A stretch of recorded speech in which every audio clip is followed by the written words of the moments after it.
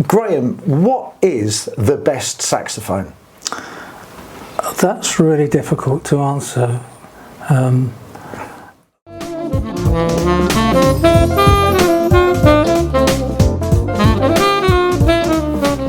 A good repairman is worth his weight in gold, because you're going to have to get your saxophone repaired, checked and adjusted at some point. And also, people that work on saxophones know about saxophones, and I've got someone with me today, a gentleman called Graham de Vere White. Hello, Graham. Hi. And he is one of the UK's best known repairers, and he goes under the name of the Jolly Repairman. Why you're the least jolly repair person I've ever known? Is that ironic? It's ironic, and on eBay I'm known as Grumpy Fixer. So Graham has spent decades repairing saxophones, and I thought it'd be really good to pick his brains about which is the best saxophone to get, what you should look out for when you're buying a second-hand saxophones. Are Selmer saxophones worth it? Are Yanagisawa saxophones great? Because I know he has an opinion about Yanagisawas, and just all things saxophones. So that's what this video is about. There's a lot of very, very valuable information in this video. So please do hit the subscribe button. Graham, what is the best saxophone? That's really difficult to answer. In your opinion, it's okay to have an opinion. I have an opinion, definitely. I think the most reliable, made with the most love and the best materials, is probably a Yanagisawa. Do you think? They've got the ergonomics of the levers right. Everything just lies under the fingers, and they're just so much better than most, in my opinion. Well, there you go. Well, we can all go home now, can't we? Because we know which is, in your opinion, the best saxophone. But there are a lot of others that are really not bad at all. So you did an apprenticeship. You did a saxophone repairing apprenticeship, didn't you? Not as such. I started work when I was 16. I'm nearly 75 now, as you know. So it's all I've ever done, and I still love it. It was my flute and my oboe teacher who'd been up to London to get his instrument repaired, and they wanted an apprentice, and my teacher, he thought of me, took me up to London, something a teacher would never do now, take me up out of school.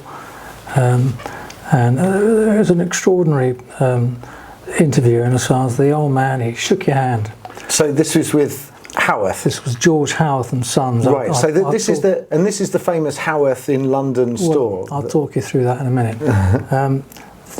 The old man, he shook your hand. It was Jim Howarth. He shook your hand. If your hand was clammy, that was the end of the interview, because they didn't want you in the workshop. Because if you've got clammy hands, you rust the tools, you rust the lathe. It was over. It was the best place in London. I didn't know it at the time, but it was the best place in London to learn the trade. So how long was your apprenticeship? And how old were you when you started? 16. You were 16 and you're 75 now. Yeah, it's crazy, isn't it? I don't look it. But yeah. You don't look it. And how long was the apprenticeship? How many years? Well, there was no. I was there for 5 years. Right. Because at that point I got headhunted by a couple of colleges to go into teaching repairs. Right. And that was when I first started on my own. So years ago. So you literally have been repairing saxophones and involved with and other instruments, but you literally have been doing that your whole life, your whole working life. All I've ever done. Yeah. All I've ever crazy, isn't it? Not many people have a job for life. Wow. And still enjoy it. Yeah. So for the people watching, for somebody who's just started playing the saxophone, let's say they had £500 to £1,000 to spend on a sax. In your, decades and decades and decades of experience, what would you go for now, currently? You've got to be really careful when you're buying second-hand instruments, because if they need a repad, that could cost you £500. Yeah. Some places are charging far more than that. So it's a good idea, if you're buying a second-hand instrument, to get someone else to appraise it. Go along with your teacher or something. Yeah. In terms of new instruments, 500 quid, it's difficult. The Yamahas are pretty good. Yeah. Yamaha sort of intermediate. Oh, yeah. This is second-hand, isn't it? Well, second-hand new. Yeah. It's a bit of a thin sound because they've got slim walls. That's why they play so easily and freely. But yeah, so actually, between the 500 and the £1,000 mark, a Yamaha would be a good entry-level saxophone if you're going to buy one new, let's say. Yeah, but you know, there's so many others now that you shouldn't dismiss. Right. You just got to go along and try them. The fact is that the Chinese and the Taiwanese, like the Chinese cars, they're coming on. You know, they're really good. So Yamaha and Yanagisawa saxophones. I mean, they're both Japanese. They're both well made. Kind of the Japanese, in my opinion, anyway. You know, Japanese manufacturing quality. They're quite serious about their work in a way that Europeans maybe not. You know, not so much. So what's the big difference between Yanagisawa and Yamaha saxophones? The price. I think it's just the quality of the materials. The Yanni has a thicker body and it just makes a better sound. Yeah. They're well made. Yamahas, yeah. They're put together with good pads and it's sturdy materials. Yeah. They're all right. Yeah. And so, what about Selmers? And I know that we've kind of diverged here. I mean, but what do you think? What do you think about them? I mean, are they really better, or are people paying for the name? There's a lot to be said. That it's the name. It's the name synonymous with the saxophone, the Selmer. It's not necessarily the Holy Grail. You've got to be careful with the old ones. If you're looking for Mark 6s, so many of them were re-lacquered. So that was really, crikey, 20, 30 years ago, I always had a sax at the lacquerers, and they were generally Selmers because people were playing those instruments and they were fronting various bands. It was important to them to have a shiny instrument. Yeah. I mean, sadly, fortunately, all that work's gone now because it had its problems. So, if you bought a Selmer and it was re-lacquered, would that take away from the playability? Yeah, definitely, because in that polishing of the body, you're making it thinner, so it will make a different sound. Okay. When they're originally made, I remember speaking to one of the reps from Selmer and asking him that sort of question: well, why are they so different? And he reckoned was the way they used to make them is they'd have the sheet of brass and form it round the mandrel, and then to get it absolutely round, they would use a lead collar to twist down it, and so there's lead impregnated into the brass, into the metal, and that made a difference. Interesting. This whole kind of Selmer thing. I mean, again, I'm a bit of a Selmer fan. I've got two beautiful Selmer saxophones which I use for gigs and stuff. But there does seem to be a kind of mystique or magic. Yes, definitely. Yeah. But there is no magic, really, is there? Or you know, they're just I don't know. They're just, you've got to judge each instrument on its own merits. Yeah. And certainly the old ones, if they've been played well, been played hard, unless you're spending a lot of time tightening all the action up and taking all the play out, making sure the tone holes are level. There's an awful lot of work to get them really right. So I wouldn't necessarily say they were the Holy Grail. Okay. All right. And modern Selmers, you know, the modern Selmers, do you think they're as good as the vintage ones, or better, or the same, or what do you think? A few years ago, probably 10, 15 years ago, in my opinion, they were awful. They were... The modern Selmers? Yeah, they weren't set up well. If you went to an ordinary shop where they didn't have a tech that was setting them up,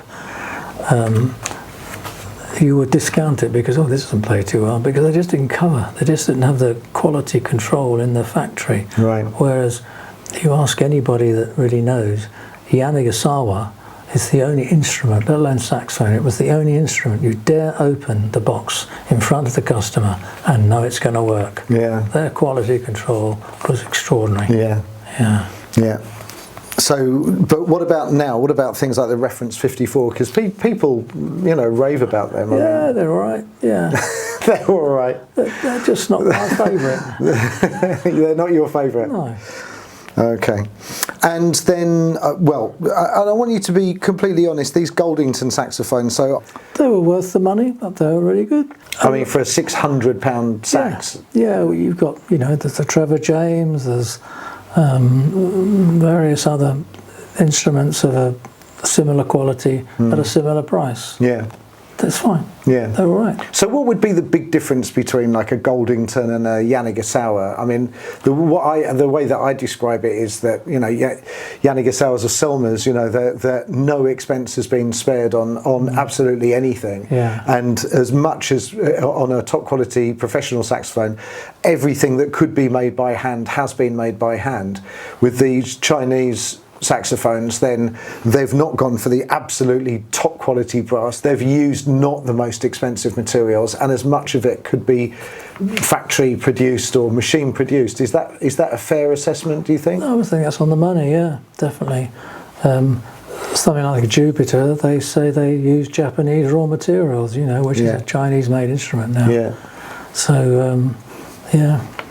These days on Amazon, you can go on Amazon and you can buy a saxophone. Yeah. I mean, I don't know. I mean, how do they even do it? You can buy a saxophone for like 150 or 180 pounds. Yeah. How is that even? And that's shipped from China in a case. In a case with a mouthpiece, albeit that it's dreadful. No, it's dreadful. But you know, I mean, what can they ever be good? Are they worth buying? And can you repair them?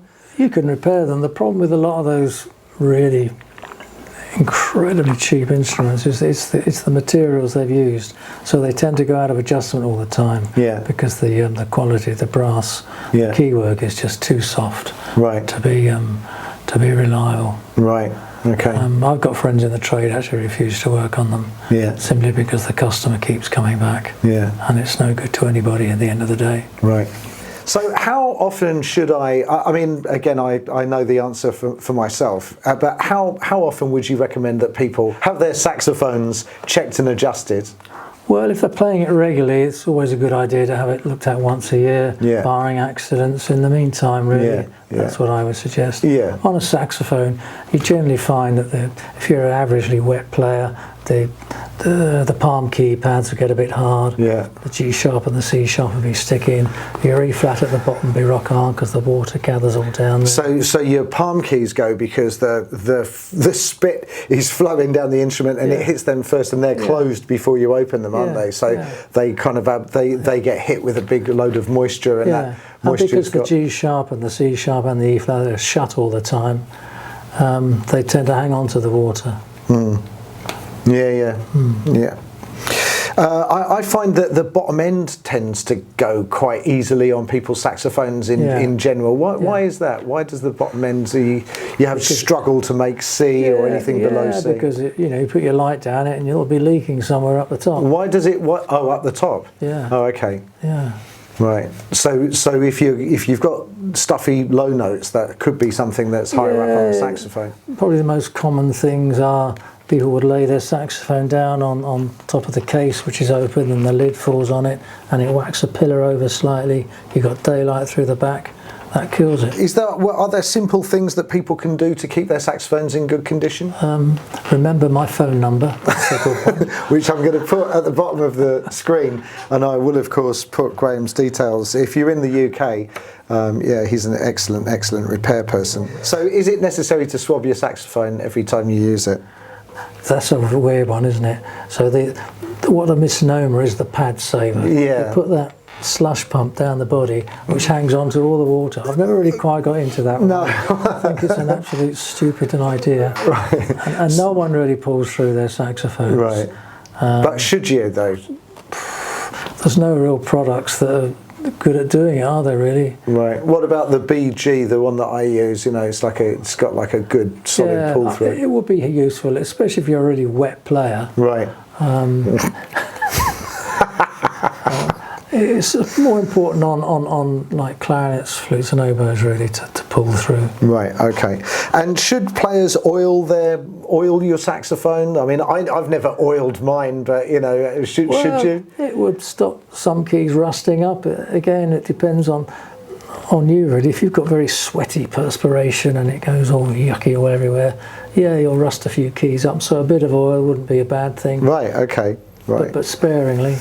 And lacquer. Let's do the whole lacquer thing? Because people are so like you say, years and years and years ago, people did all kinds of weird things to saxophones. They would strip them down with nitromorse to give them that kind of old, you know, aged look, and they would swear that it gives it a fantastic sound. Or they would then, or the other sort of trendy thing to do was to have your saxophone re-lacquered to make it all look brand new and shiny. I mean, but you've already said that you think that the lacquer makes a significant difference to the sound, or do you? You think so? I think it's a load. It's all in here, mate. Right. Because you know, I've got this Goldington range. I've got silver ones, antique ones. We've got a coffee finish. We've got gold ones. We've got silver and gold. And if I put my mouthpiece on any one of them, they all sound the same. Well, they do. They all sound like me playing a saxophone. You know, I can't really notice like a significant difference. Having said that, every saxophone has an individual kind of voice. You know, but I can't say that silver saxophones are brighter or unlacquered saxophones are. You know, I don't buy it. You know, but I know that some people do. You don't buy it either, really. No. People just sold the dream, and it's nonsense, in my opinion. Okay. And I think this is a bit of a silly question, but would you recommend someone deliberately removing the lacquer of their saxophone? Well, it could go horribly wrong. Yeah. You've got to take it all apart. Yeah, you've got to strip the whole thing down, so you've really got to know what you're doing. So don't do it. Don't. It's getting it back together again, isn't it? Yeah, don't do it. Don't do it. Please, please. Do you work on mouthpieces? No. No. Okay. And what do you think is because the kind of mouthpiece cost was kind of went on a bit of a flat line, and then it just went. Like now, mouthpieces can be more expensive than saxophones. So, what do you think about that? Brilliant if you can get away with it. Right. Do you think, I mean, people like Theo Wani, I mean, again, you know, there's going to be a lot of people like, Theo Wani mouthpieces are the best and they're fantastic, but, you know, but what do you think about these super, are they worth the money? I think you've got to just go and try it, really. You've got to, what suits you and gives you the sound you want. They've all got their place. Yeah. So, quick fire round. Yamaha or Yanagisawa? Yanagisawa. Yeah. New or second hand?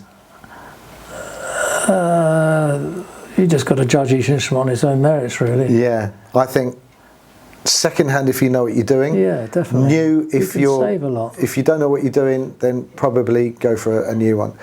Lacquered or unlacquered? Oh, definitely lacquered. Vintage or modern? I'd go for the modern ones, really. Student or pro horn? I suppose it depends who's playing it. Yeah.